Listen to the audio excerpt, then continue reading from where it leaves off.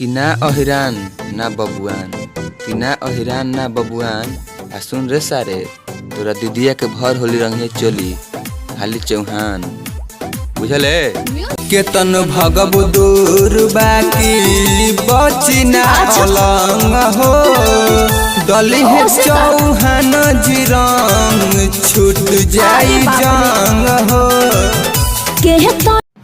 के सुननी ह कि जा तारू आरा जिला में होली खेले, के सुननी ह कि जा तारू आरा जिला में होली खेले। तो ए करे जा, आरा जिला छोड़ बक्सर जिला में आव, या चौहानवा संगे होली खेले। खुश गइलू रानी बबुआन के, आसा होली में बाबारी चौहान के।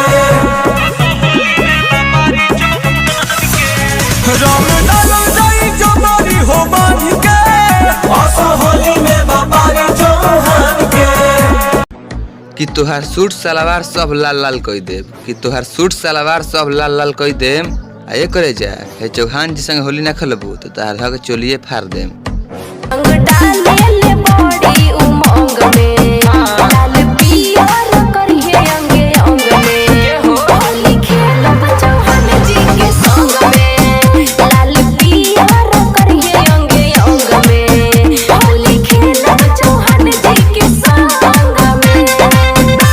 कि रंग अबीर से तुम्हारी पूरा शरीर रंगा जाई, कि रंग अबीर से तुम्हारी पूरा शरीर रंगा जाई।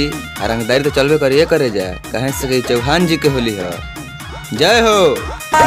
केहू नहीं बोले जो बयान हमर बारी, आज रंग दे तोरा समान के। न हीरा न के न बबुआ न के, है पिचकारी है चौहान के।